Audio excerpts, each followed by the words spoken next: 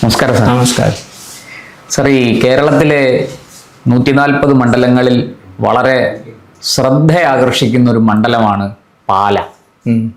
ഇപ്പോൾ ഉയരുന്ന ചോദ്യം, ആരായിരിക്കും പാലയിലെ മാണിക്യം? നിലവിൽ അവിടെ മാണി സി കാപ്പനാണ് സിറ്റിംഗ് MLA. അദ്ദേഹം മത്സരിക്കുന്നുണ്ട്, UDF സ്ഥാനാർത്ഥിയായിട്ട് മത്സരിക്കുന്നുണ്ട്. LDF സ്ഥാനാർത്ഥിയായിട്ട് അവിടെ സാക്ഷാൽ മാണി സാറിൻ്റെ കരിങ്ങൊഴിക്കൽ മാണി എന്ന കേരള കോൺഗ്രസ്സിലെ ഒരു കിരീടം വയ്ക്കാത്ത രാജാവ് എന്ന് തന്നെ നമുക്ക് പറയാം. അങ്ങനെയുള്ള മാണി സാറിൻ്റെ മകൻ ജോസ് കെ മാണി മത്സരിക്കുന്നു. മുമ്പ് അദ്ദേഹം മത്സരിച്ച് തോറ്റുപോയതാണ്. ഒപ്പം പതിവില്ലാത്ത വണ്ണം BJPക്ക് വേണ്ടി അവിടെ കേരള കോൺഗ്രസ്സിലെ അല്ലെങ്കിൽ കേരള കോൺഗ്രസ്സുകളിലെ ഏറ്റവും തലയെടുപ്പുള്ള ഒരു നേതാവ് PC ജോർജ്, അദ്ദേഹത്തിൻ്റെ മകൻ ഷോൺ ജോർജ് മത്സരിക്കുകയാണ്. കഴിഞ്ഞ ഒരു 2-3 വർഷത്തെ കേരള രാഷ്ട്രീയം എടുത്തു നോക്കിയാൽ യുവനിരയിൽ തിളങ്ങുന്ന, ഒരേ സമയം പ്രവൃത്തി കൊണ്ടും വാക്കുകൊണ്ടും തിളങ്ങുന്ന ഒരു നേതാവാണ് നമ്മുടെ ഷോൺ ജോർജ്. അങ്ങനെ 3 കരുത്തന്മാർ ഏറ്റുമുട്ടുന്ന ഒരു ശക്തമായ ത്രികോണ മത്സരം നടക്കുന്നു എന്ന പ്രതീതിയുള്ള പാലായിൽ എങ്ങനെ വിലയിരുത്തുന്നു അങ്ങ്? എൻ്റെ വിലയിൽ വെച്ച് പാലായിൽ ജോസ് കെ മാണി വിജയിക്കാനാണ് സാധ്യത കൂടുതൽ. അത് എന്തുകൊണ്ടാണ് സാർ? അതിപ്പോൾ LDFന്, പ്രത്യേകിച്ച് CPMന് ജോസ് കെ മാണിയെ വിജയിപ്പിക്കേണ്ട ഒരു ഉത്തരവാദിത്വം വന്നിരിക്കുന്നുണ്ട്. കാരണം അതായത് CPMന്റെ വോട്ടുകളെല്ലാം കൃത്യമായി ജോസ് കെ മാണിയുടെ പെട്ടിയിൽ വീഴും. ആരും പാലം വലിക്കില്ല. അപ്പോൾ അതിന്റെ അർത്ഥം മാണിക്ക് എതിരൊരു ഘടകമുണ്ട്. ഈ റോഷി അഗസ്റ്റിന് പാലായിലുള്ള ആളാണ്. അപ്പോൾ അദ്ദേഹം പാലം വലിക്കാനുള്ള സാധ്യതയുണ്ട്. എന്നാലും അല്ല സാർ, അങ്ങിപ്പോൾ CPMന്റെ കാര്യം പറഞ്ഞു. ഇപ്പോൾ 2021 തെരഞ്ഞെടുപ്പിൽ ജോസ് കെ മാണിക്ക് തോൽവി ഉണ്ടായത് CPM പാലം വലിച്ചിട്ടാണെന്ന് കരുതാൻ കഴിയും? അങ്ങനെ കരുതാൻ കഴിയും. അല്ലെങ്കിൽ CPMന്റെ വോട്ടും ഈ കേരള കോൺഗ്രസ് എമ്മിന്റെ വോട്ടും ജയിക്കേണ്ടതാണ്. ഞാൻ വിജയിക്കുമെന്നാണ് കരുതിയിരുന്നത് കഴിഞ്ഞ തവണ. പക്ഷെ സാർ, അവിടെ ഈ KM മാണി സാറിനുണ്ടായിരുന്ന മെറിറ്റ് അതില്ല, ജോസ് കെ മാണിക്ക് കിട്ടത്തില്ല. പിന്നെ നമുക്ക് എങ്ങനെ ജോസ് കെ മാണി ജയിക്കും എന്ന് പറയാൻ കഴിയും? അങ്ങനെ അത്രയും തലയെടുപ്പുള്ള ഒരു നേതാവ്. തലയെടുപ്പൊന്നും ഇല്ല, അതിന്റെ 4-1 പോലും ഇല്ല.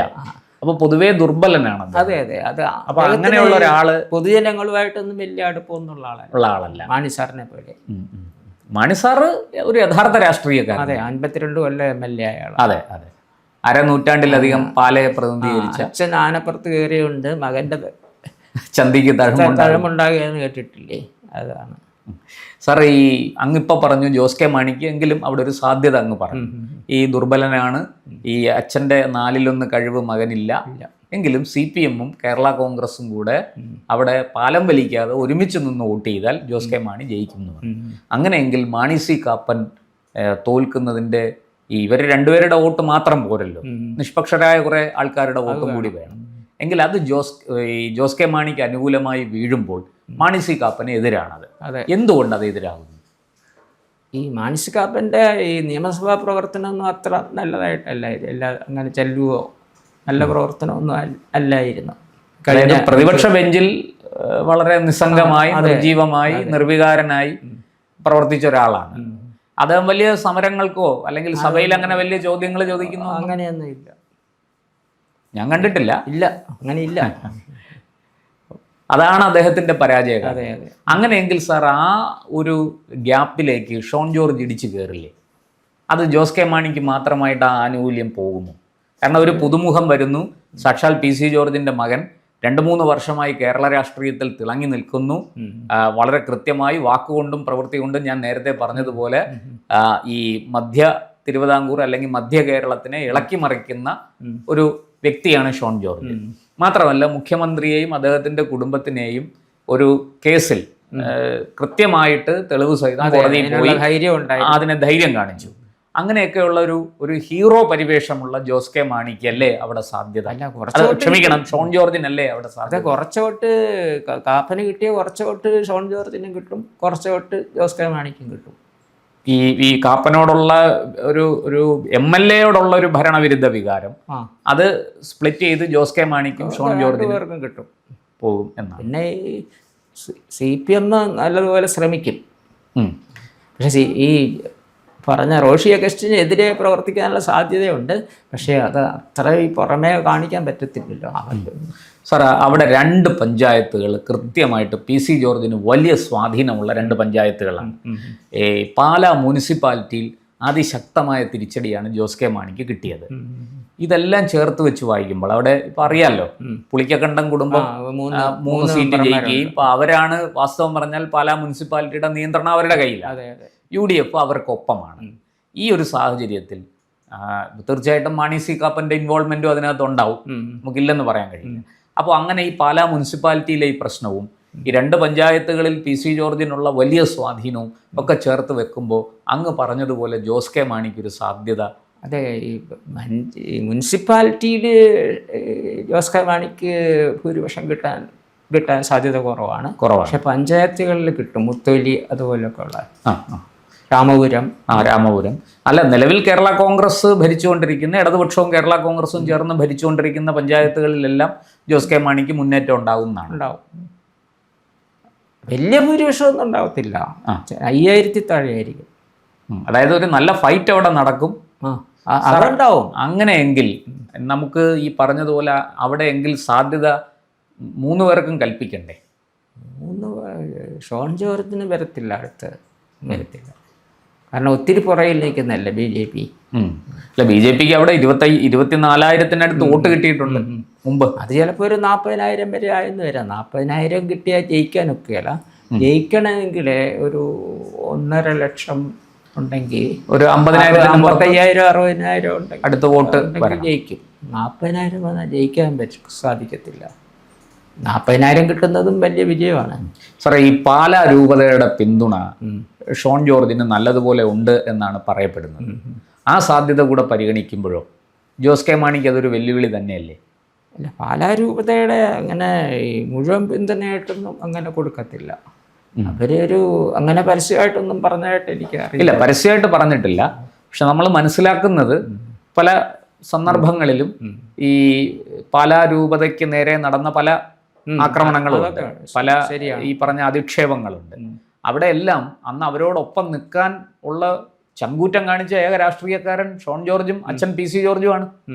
അപ്പം അതുകൊണ്ട് തന്നെ രൂപത കൃത്യമായിട്ട് രൂപതയുമായി ബന്ധപ്പെട്ട വിശ്വാസി സമൂഹം ഷോൺ ജോർജിന്റെ കൂടെ നിൽക്കില്ലേ? അങ്ങനെ ഒരു 1.5 പിന്തുണ കിട്ടുമെന്ന് ഞാൻ പ്രതീക്ഷിക്കുന്നില്ല. എന്നാലും നല്ല പിന്തുണ. അല്ല, അതുകൊണ്ടാണ് ഈ 40,000 കിട്ടുമെന്ന് പറയുന്നത്. വോട്ടെ BJPക്ക് ഒരു 20,000 കൂടുതലില്ല വോട്ടുകളെ. BJP എന്നും പറഞ്ഞുള്ള പേരില്ലേ നേരത്തെ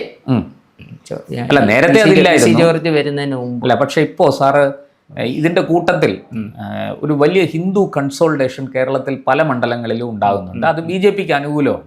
ഇനി ആരെല്ലാം അത് നിഷേധിച്ചാലും നമുക്കത് തള്ളിക്കളയാൻ പറ്റില്ല. ഇവിടെ പാലായിലും അതുപോലെ അവിടെ നായർ ഈഴവ വോട്ടുകൾക്ക് നല്ല ഒരു സംഖ്യയുണ്ട്. അതുപോലെ തന്നെ കുറച്ച് പട്ടികജാതി വോട്ടുമുണ്ട്. ഇതെല്ലാം കൂടെ ചേരുമ്പോൾ അതൊരു കനത്ത പട്ടികജാതിക്കാരിൽ വലിയ പിന്തുണ ഈ BJPക്ക് കിട്ടില്ല. BJPക്ക് കിട്ടുകയില്ല, കോൺഗ്രസിനും കിട്ടുകയില്ല. അതെല്ലാം ഇടതുപക്ഷം. ഇടതുപക്ഷ അല്ല, ഈ പട്ടികജാതിക്കാർ 95% ഇടതുപക്ഷം. പണ്ട് തൊട്ടാണ് അങ്ങനെയാണ്, ഇപ്പോഴും അങ്ങനെയാണ്. അതിലൊന്നും ഒരു മാറ്റം വന്നിട്ടില്ല. അങ്ങ് എനിക്ക് തോന്നുന്നു ഈ നമ്മൾ ആദ്യം ചർച്ച ചെയ്യുന്ന അവസരത്തിൽ അങ്ങ് ജോസ് കെ മാണിക്ക് ആയിരുന്നില്ല സാധ്യത. അതെ, അങ്ങനെയാണ് കരുതിയിരുന്നത്. അങ്ങ് പറഞ്ഞിരുന്നത് മാണി സി കാപ്പന് ആണ് ജയസാധ്യത എന്നാണ് പറഞ്ഞിരുന്നത്. ഷോൺ ജോർജിന്റെ ഇലക്ഷൻ ആകുമ്പോൾ നമ്മൾ കൂടുതൽ പേരെ ഫോണിലൊക്കെ വിളിക്കുകയും അങ്ങനെ കൂടുതൽ വിവരങ്ങൾ മറ്റത് ആരും വിളിക്കാതെ ആണല്ലോ നമ്മൾ പറയുന്നത്.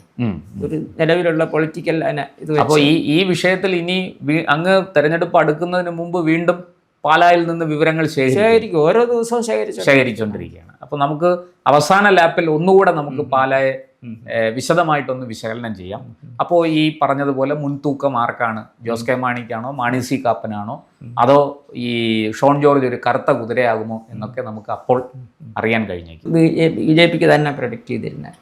അത് പിന്നെ അവസാനമായപ്പോഴത്തേക്ക് 293 കുറഞ്ഞു, 10 സീറ്റോടെ കുറഞ്ഞു. യഥാർത്ഥ സംഭവം 240 ഉള്ളൂ കിട്ടിയത്. 240